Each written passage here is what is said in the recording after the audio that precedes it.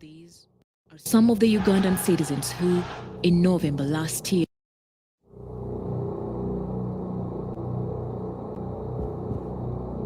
These are some of the Ugandan citizens who, in November last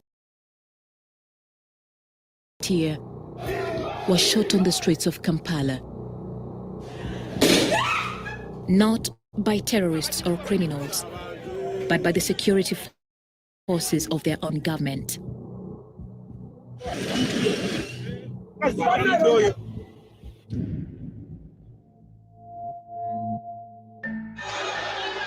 The killings took place in the run-up to Uganda's elections as the police and the army scrambled to suppress violent protests. Protests sparked by the arrest of Bobi Wine, the young opposition leader who is challenging President Museveni's 35-year rule. By the government's own count, more than 50 people were killed on the 18th and 19th. We are being shot at. We are being shot at in the building. But in the days that followed, Museveni's government, and in particular his security minister, General Eli Tumwine, tried to justify the killings. First, Tumwine defended the use of live fire. Police has a right to shoot you and kill you if you reach a certain level of violence. Then he asked a question. We have yet to establish those who were shot, actually who shot them, and under what circumstances. That's a matter of investigation.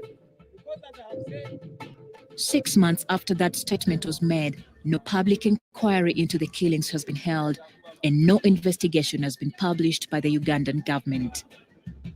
In the meantime, BBC Africa Eye has conducted its own investigation into the killings of November 18th and 19th. We've now analyzed some 400 videos shot over those 2 days and spoken with more than 30 eyewitnesses to these events. Using this evidence, we can bring you a more complete story about some of the people who were killed in Kampala. And we can answer, at least in part, the question posed by General Tumwine.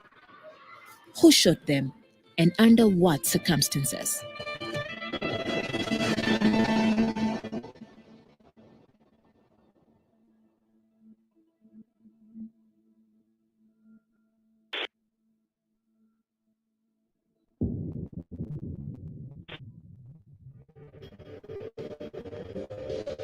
November 2020. With the general election approaching, President Yoweri Museveni is facing the most serious political challenge of his 35 years in power. This is not politics as usual. This is a revolution. You know that every time we united, we have won. Bobi Wine, who was raised in the city's slums and went on to become a music superstar and then an MP, is channeling the hopes of many young Ugandans who say they've grown tired of poverty, of corruption, and of an old guard who have been in power for decades. The median age here is just 16.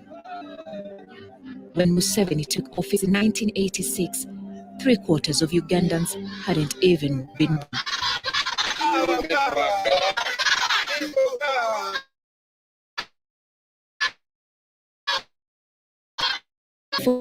On November 18th, Bobi Wine is arrested in Luka, ostensibly for holding election rallies that breach Uganda's COVID-19 rules on mass gatherings.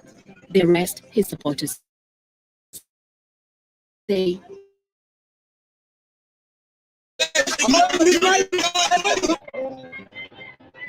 within the hour, young men are gathering on the streets of Kampala. Roadblocks are set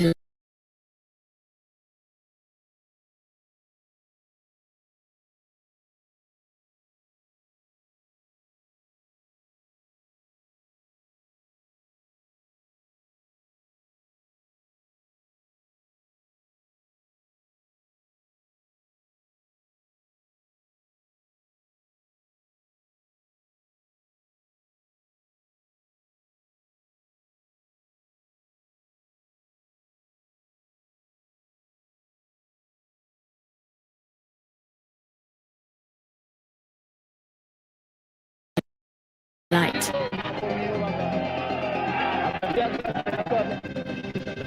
Almost immediately, the police and the army are deployed in force.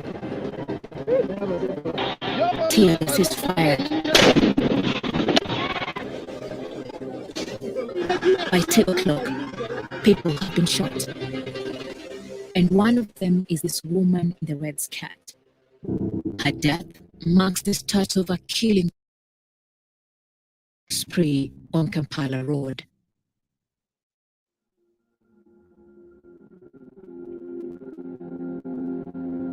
Her name was Kamuyat Nangobi. She was 28 years old and a mother to 4 children.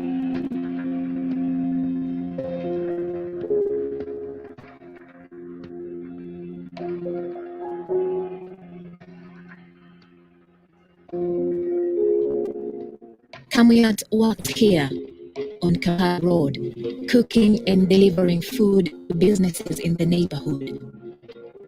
Despite the chaos on November 18th, she kept working. Just before 2 p.m., Kamuyat delivered food to this shop, where an eyewitness told us she stayed inside for a moment, watching the street. But she was carrying a plate of food for another customer, her grandfather, Muslim Musami, who was waiting for her in this building. Against the warnings of the shop's security guard, Kamuyat took her way out and crossed the street. This is Kamuyat. This video captured the final moments of her life. Hearing gunfire, she runs for cover. Seconds after this clip ends, a bullet hit her in the back of the head. Kamuyat fell here. On the second floor of this building, Muslimu heard the shots. He reached the balcony in time to see his granddaughter's body being carried into the ward. He ran down, but the street doors were locked. All he could do was take this photo.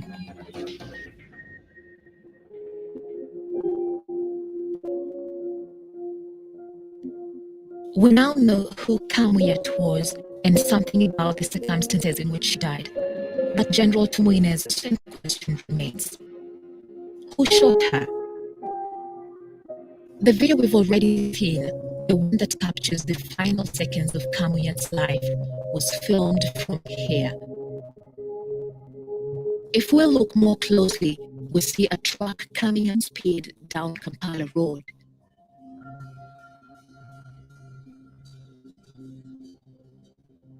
This video, taken at exactly the same moment from the other side of the street, shows us more.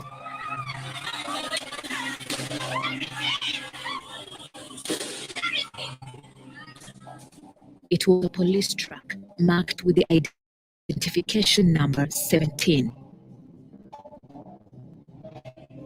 This flash of red is Kamuyat's cut. As police truck 17 drives past, we hear a gunshot.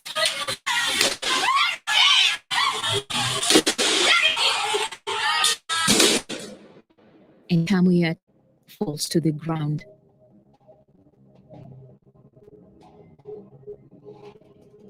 Although we can't see her face in this video, we know for certain this is Kamuyat because seconds later, another video gives us a clear view of her dead body.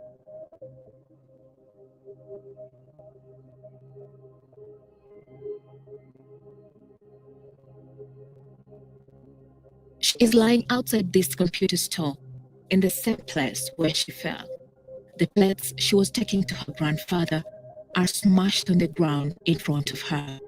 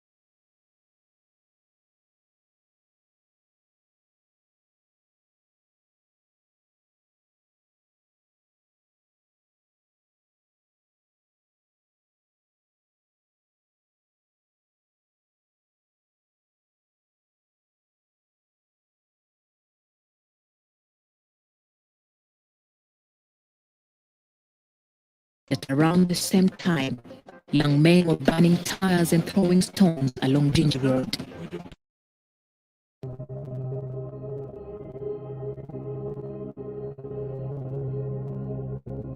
She is lying outside this computer store, in the same place where she fell.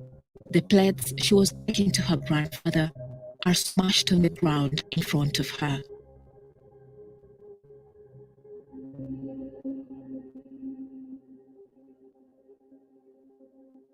Multiple eyewitnesses confirmed that a police truck drove down Kampala Road, firing live ammunition indiscriminately into the crowd. The visual evidence, as well as their testimony, indicates that someone seated on the left side of that truck killed the Kamuyat. The videos we've seen so far don't reveal the faces of the men seated on that side, but they are not the only videos filmed that day. At around 2 p.m., immediately before Kamuyat was shot, and just 300 meters away, a Ugandan television crew captured these images of the same police patrol, Truck 17, heading straight for Kampala Road. The license plate is UP 5564. Let's look at that again. If we put the video on this frame and sharpen the image, we can see the faces of men, all carrying rifles